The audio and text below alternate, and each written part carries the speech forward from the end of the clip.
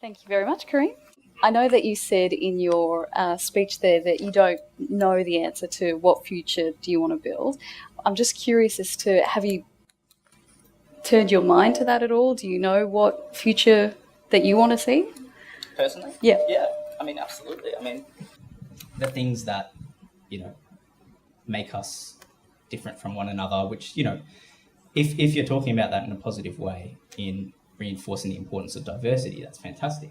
But when you're emphasizing differences for the sake of differences, that can be really negative. I think, it's so important that we're encouraging young people to be optimistic about the future, to think about what role they want to play. We always ask young people, what do you want to do when you grow up? I think that is probably the wrong question. It's one that causes a lot of stress and anxiety for a lot of young people. Probably a far better question would be, who do you want to be when you grow up? Thinking about that first, I think, is a great first step, and that's something I've tried to do. And, you listed a bunch of the things that I've done. It sounds great when you read it like that, but a lot of the stuff that I've done, all of those things at Oak Tree and the Asia Pacific Youth Organisation, all of them were voluntary. They were all, I worked part-time while I was doing them. They were a tough slog. I'd volunteer for 3 to 4 days a week. I did it because I believed in the work that we were doing. I believed that we were creating positive impact, and I was determined to try and, seek out those opportunities. So for me, I suppose an important thing is for young people to consider, and something that I've been asking myself, is how do I create that positive impact? It doesn't have to be volunteering. It doesn't have to be going out and working for these huge NGOs. It can be little things like what I spoke about before, having a conversation with a friend, recognizing that there is a mental health problem among so many young people in this country. And something as simple as creating a space every week with your community or your school where you can actually speak about mental health openly with other young people, that can be such a positive thing. So look for those opportunities to create incremental positive change. It doesn't have to be sort of big things. So you mentioned that you've spoken to about 600 people so far. This is obviously the start of your journey. I'm interested in what the kind of issues that you're hearing from the people you've been speaking to so far. Yep. So we hear a lot about climate change. That one comes up again and again and again, of course, because we're not seeing a whole lot of action when it comes to addressing climate change. That protest recently that was organised by a 15-year-old, that was pretty extraordinary. A lot of young people were speaking up and recognising that they sort of had enough with leaders not really addressing this in a meaningful way. And unfortunately, that was received quite poorly by a lot of our leaders, Scott Morrison and the Minister for Resources, I forget his name now. Matt Campbell. Yeah. Quotes like, those young people shouldn't be going back to school, that attending a protest isn't going to do anything but help them join the dole queue. Those kind of things can be pretty damaging. When young people are taking a stand and are recognising that there is a problem that they want to solve and they're passionate about addressing it, they shouldn't be shut down for that. They should be applauded for that. That's one of the issues that tends to come up, of course. Mental health is one that tends to come up again and again and again. Mental health and wellbeing, discrimination and inequality. I've visited some community groups in Redfern. I've spoken to young Indigenous Australians who I was, referring to before, were telling me some pretty, some stories about, in their daily lives experiencing racism constantly, all the time. Them sitting on a bus and there's an available seat next to them and somebody coming up and sort of like looking up and down and then, pretending like they haven't seen. Little things like that can be really, really hurtful. And that's something that, comes up again and again. Police making assumptions about a young Indigenous person when they haven't done anything wrong and questioning them and pulling them up, that comes up again and again and again. Education's a really big one as well. So we tend to have a lot of conversations around what young people are learning in school, whether it's actually relevant to the world and the future that they want to build, what they want to do when they grow up. And funnily enough, a lot of them sort of raise simple things like, I want to learn how to do my taxes and I don't know how to do that. School doesn't teach me how to do that. I want to learn how to cook. I want to learn how to, operate the washing machine, like little things. I think, education is such a powerful tool, and that's, the Oak Tree Foundation believed that, and that's why all of our development projects were focused on education, because that is, one of the greatest tools for actually lifting people out of extreme poverty and disadvantage. But the education needs to be relevant. A lot of young people have expressed to me that they don't feel like their particular learning style is being accommodated in education either. That things like the HSC and VCE in Victoria cater towards a very specific type of person who can rote learn information, who are good with numbers, have good memories. Not all young people learn in that way. And I think the school system, it does a lot of things right, but we need to reconsider how we're actually, are we creating a school environment that works for all young people and builds upon their natural strengths and talents, or are we trying to impose, a specific way of thinking and learning? And what I spoke about before, when the average 15-year-old now will have 18 different jobs and 5 different careers, that was a statistic that came out by the Foundation for Young Australians last year. That's unprecedented. We haven't seen that before. How do we actually prepare for that? Well, surgeons, lawyers, accountants, these really prestigious professions, technology is disrupting those professions. So what are they going to do? You have to reskill, you have to do something else. We need to be thinking about the skills that are transferable across multiple careers and professions, like collaboration, creativity, critical thinking, the things that you can use again and again and again that make us uniquely human, that you can't automate. But education tends to come up. The top 3 are mental health, well-being, discrimination, inequality, and education. They're the 3 that we see again and again and again. I hadn't heard of the spectrum exercise you mentioned before. It sounds really interesting. You mentioned one question or a couple of questions that you asked. I'm wondering if there are any that have surprised you in terms of the responses? Well, the political representation question, I was expecting, a lot of young people to disagree with that, but not to the level that I've seen it. It's quite extraordinary. The very first consult I did was with a group of 70 young people, university students, and I asked that question expecting, a few people would move around, but without, every single young person in the room went to that side of the room, and not even, without even thinking about it, they just moved to that side of the room, and I was like, wow, this is pretty crazy.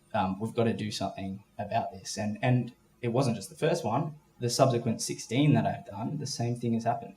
You get some people sort of standing in the middle, but the vast majority move towards the disagree side of the room.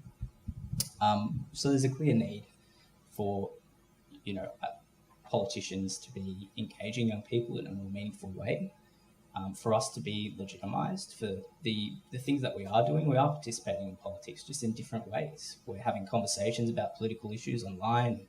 We're using social media, and we're attending protests and doing other things. We're participating. We want to have these conversations.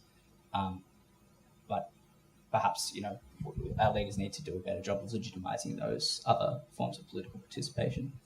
Do you think another solution could be more young people in politics? For sure. And what do you think's holding them back? Why aren't we seeing more? Well, a big issue that tends to come up is around transparency. So a lot of young people sort of say, well, I'm not that interested in politics because I don't know how it works. I don't know much about it. There's no place where I can go where I can really learn about how laws are made or how decisions are made or how to run for office. That is like, as someone who's interested in politics myself, I have a hard time figuring out what the first steps would be to do that. So I think more transparency around that would be great. I think we should look at trying to encourage young people to, I suppose, get more involved in, I think an interesting idea that came up recently was around, creating a political party for young people that uniquely sort of spoke about their issues and communicated with them. That could be an interesting idea. But yeah, I think the most important thing is just that transparency. Well, I was going to ask just on that. It seems to me some of the major political parties are sort of structured in the way that doesn't encourage young people to really even put their hand up. I'm thinking of a specific example in Orange. The Nationals actually pre-selected a young girl. She was 25, and then she eventually got rolled. She was fairly and squarely selected. Do you think that's also a barrier? Yeah, yeah, I think so. I mean, there was a similar example in my electorate in Goldston in Melbourne, where there was a 21-year-old who was, who was very, very close. I'm not sure exactly what happened to him, but there are a few young people who are trying to push forward and get through, but it hasn't happened for one reason or the other. You mentioned that there is no direct UN representative to the Parliament. Is that right? Sorry, not UN. Young person in your speech.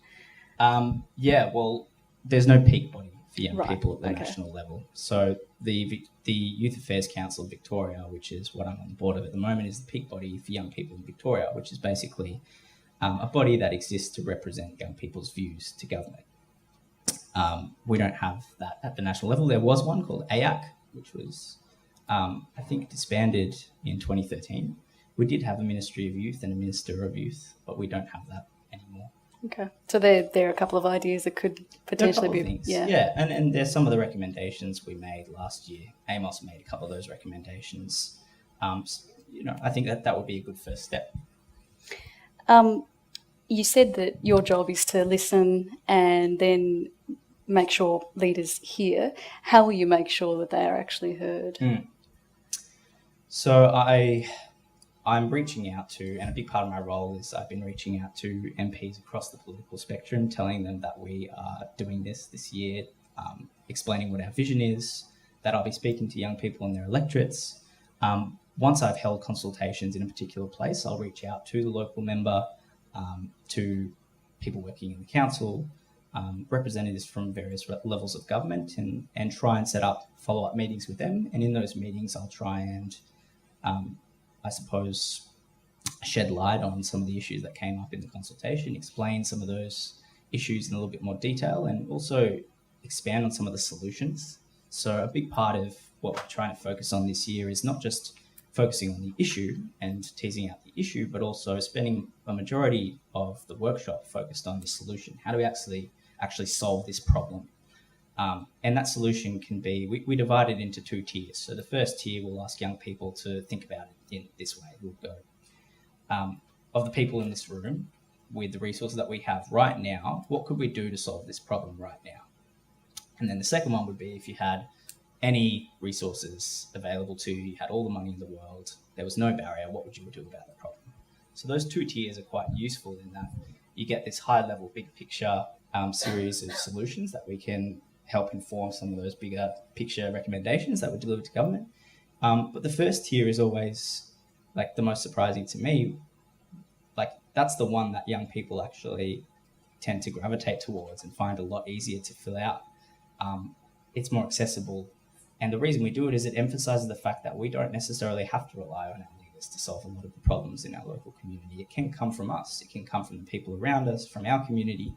And a big part of what I'm trying to do is make sure that we don't want the conversations to end at the end of the consultation. We don't want to go in there and run the consult and then on to the next place and leave it.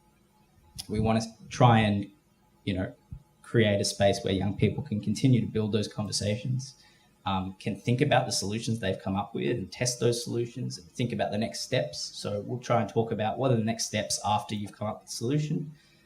Who do you need to talk to? What are some of the barriers? What are some of the enablers? How do you get this done? And we'll try and create buy-in from other community leaders as well. So if I'm going to a school and there's a particular thing that young people have identified they'd like to see in their school, I'll reach out to the principal and say to them, have you thought about this? This is something that the young people in your school have asked for and that they want to see. So that those sort of things. And it won't just be me meeting with political representatives either. I think a much more valuable thing is to actually set up meetings with the young people I've spoken to and their representatives and try and voice the issues that way. But yeah, I mean, that's something that's at the front of our mind and we're trying to continually work on. So, just lastly from me before I throw open to the audience for questions, do you think that social media is helping or hindering young people find and use their voice? Yeah, that's a big one. So that's one that tends to come up a bit in consultations as well. More and more I'm seeing it. Social media is an incredible tool in connecting people and voicing ideas and getting those ideas out to a lot of people. But we need to be careful as well, because it can also be, it can have some pretty detrimental sort of effects on mental health. It can be detrimental to mental health. A lot of the young people I've spoken to have sort of said, social media is great, but I'm seeing the best version of everyone's life around me. And social media does that. You present your best self all the time, and you might be having a bad day and you see a feed of everyone who's presenting their best self, and you kind of think, well, what am I doing with my life? Everything's terrible. That can be pretty damaging for a lot of young people, especially at 12, 13, 14, that stage of their life, where they're still trying to understand a lot of the nuances of the internet. So I think, look, it can be a bit of both. In our consultations, we try and encourage young people to think about how they're using social media, what sort of content they're engaging with, how they're actually presenting their ideas, and how they're engaging in dialogue there as well. Social media can be a great space for conversations, but it can also be a space where people can be pretty aggressive and rude, and that can be really hurtful for a lot of people. So I think we need to be careful on both sides of it. Okay, thank you so much. Any questions?